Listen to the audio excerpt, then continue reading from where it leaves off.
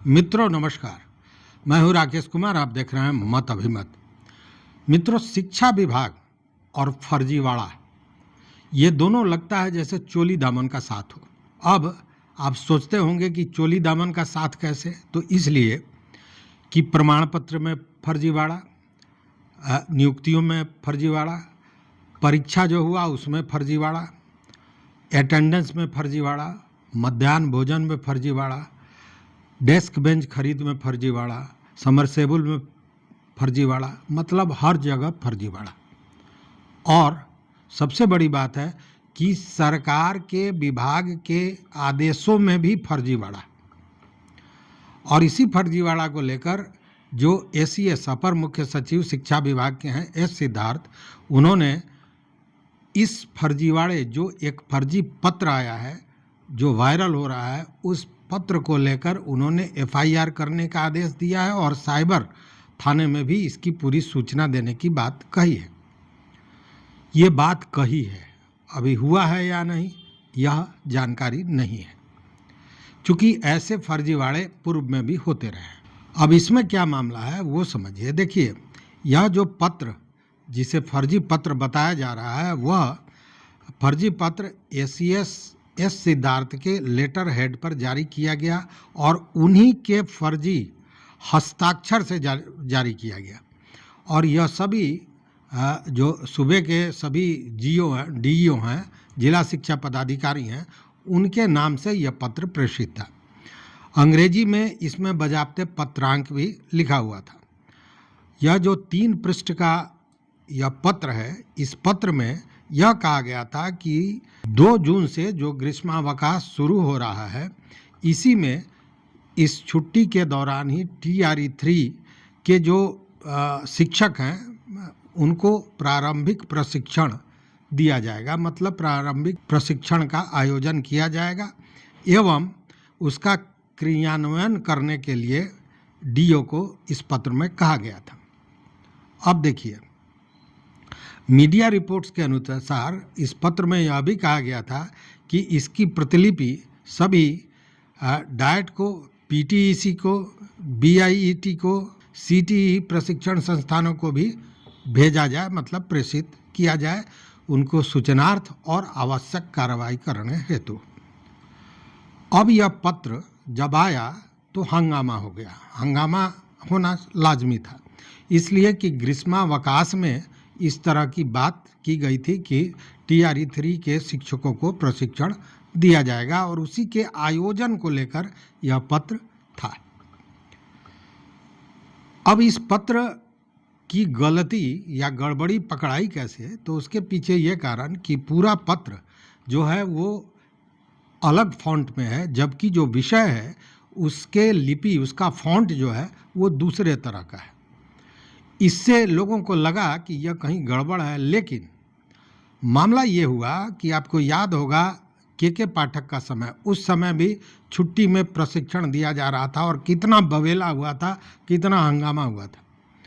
तो उसी तरह अब जब ग्रीष्मावकाश में इस तरह के प्रशिक्षण की बात डीओ को कही गई, अभी कोई TRE-3 के शिक्षकों को नहीं बुलाया गया था, लेकिन इसकी तैयारी की बात जैसे ही आई कि एक हंगामा सा क्रिएट हो गया, चारों तरफ हलचल मच गया, लोग इसका विरोध भी करने लगे और ये लगातार वायरल होने लगा पत्र।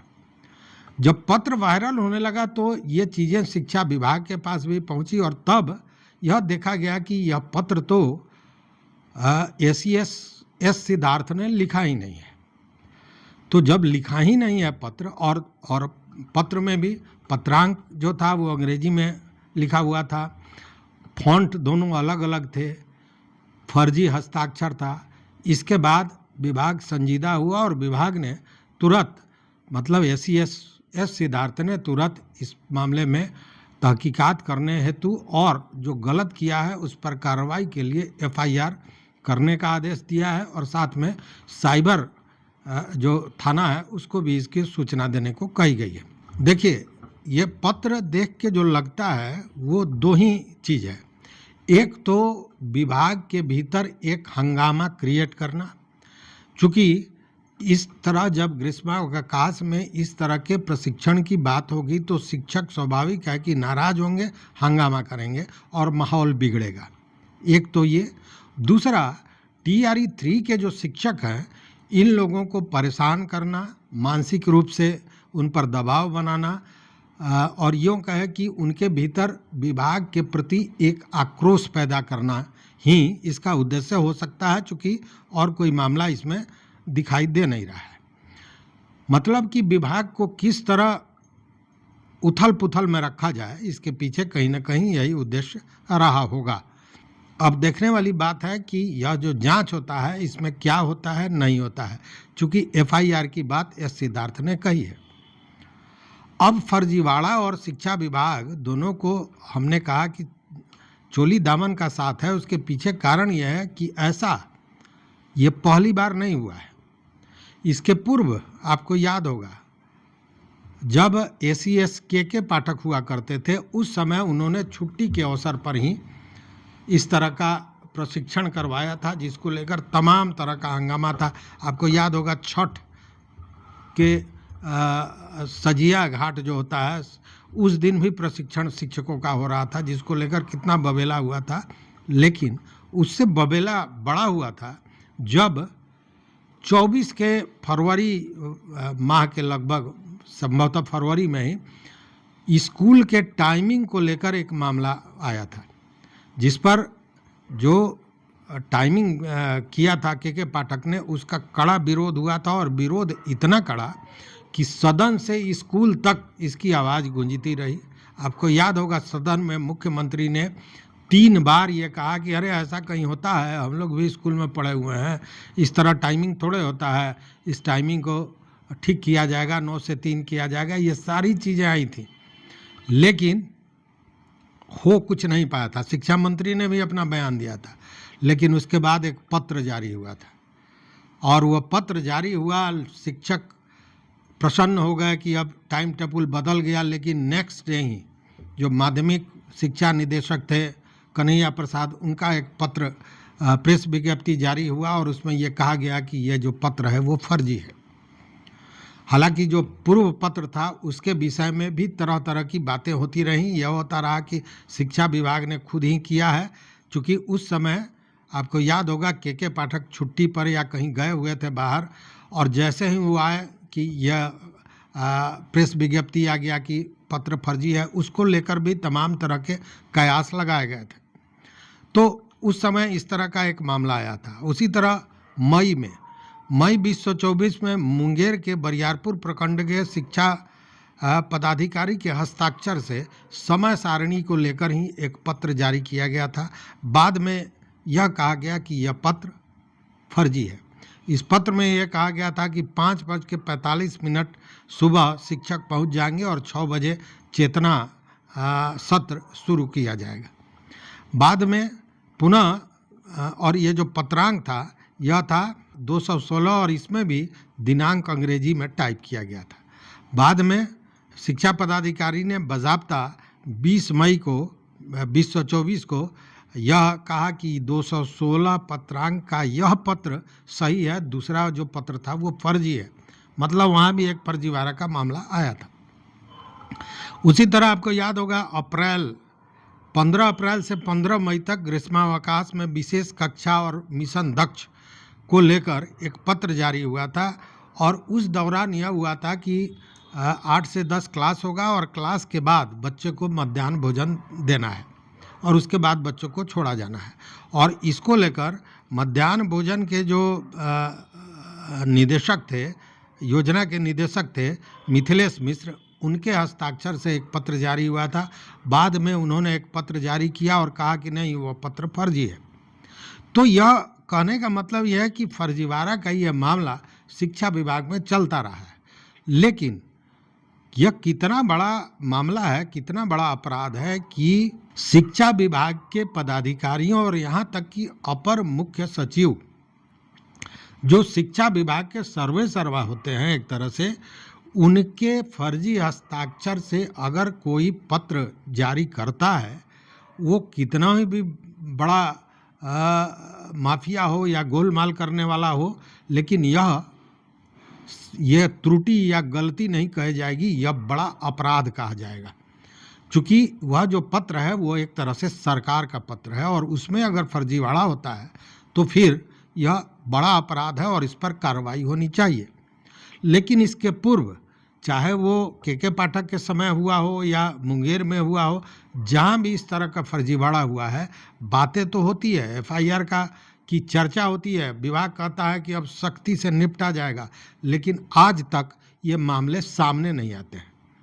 अब देखना है कि इस बार जो एस सिद्धार्थ ओझा मैं इसलिए कह रहा हूँ कि उस दिन हमने एक वीडियो बनाया था कि शिक्षकों के ट्रांसफ़र के बाद जो स्कूल आवंटित किया जा रहा है उसमें एस सिद्धार्थ ने जिस तरह की व्यवस्था बनाई है, उसमें उन्होंने घर बांधो, द्वार बांधो, धरती बांधो, आकाश बांधो, जो मंत्र होता है निगेटिव एनर्जी को रोकने वाला, उस तरह उन्होंने उन सारे चीज़ों को बांध दिया है। और अब जिला शिक्षा पदाधिकारी को भी ये पता नहीं चल रहा है कि वो किसको स्कूल आवंटित कर रहे हैं।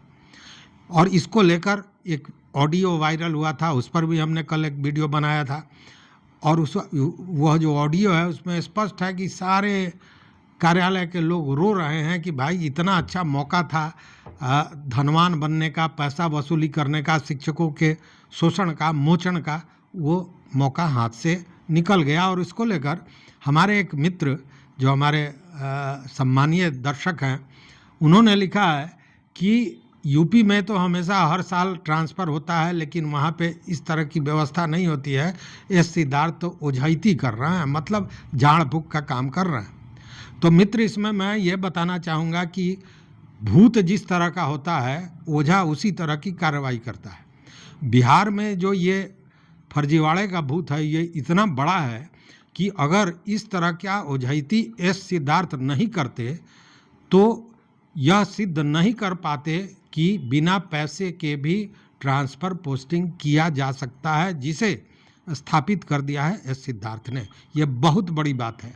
भले ये सारी चीज़ें, ऐसा नहीं है कि हृदय परिवर्तन हो गया पदाधिकारियों का इसलिए पैसा नहीं ले रहे हैं, हृदय परिवर्तन नहीं हुआ है तो वो वही भीतर से। लेकिन आधुनिक जो तकनीक है उसका इस्तेमाल करके उनको बांध दिया गया है, उनको इस तरह से इन चीज़ों को समेट दिया गया है कि उनकी आंख के सामने से वो चीज़ें गुजर जा रही हैं, उनको दिख नहीं रहा है कि किसका ट्रांसफ़र कर रहे हैं, किसका पोस्टिंग कर रहे हैं या किसको स्कूल आवंटित कर रहे हैं। ये सारी बातें उनके समझ में आ नहीं रही है। तो अब देखने वाली बात है कि ये जो ओझा जी हैं, मतलब एस सिद्धार्थ साहब हैं, वो क्या करते हैं, इसमें क्या जिस लोगों ने ये फर्जी पत्र दिया है वहाँ तक विभाग पहुँच पाता है या तहकीकात पहुँच पाती है और क्या उस पर कार्रवाई हो पाती है। तो इस वीडियो में बस इतना ही मित्रों, देखते रहिए मत अभिमत। चैनल पर नए हो तो निश्चित रूप से सब्सक्राइब कीजिए, लाइक कीजिए, दोस्तों के साथ शेयर कीजिए और अपना विचार जरूर दीजिए। देखते रहिए मत अभिमत। बहुत बहुत धन्यवाद, कोटिशः आभार।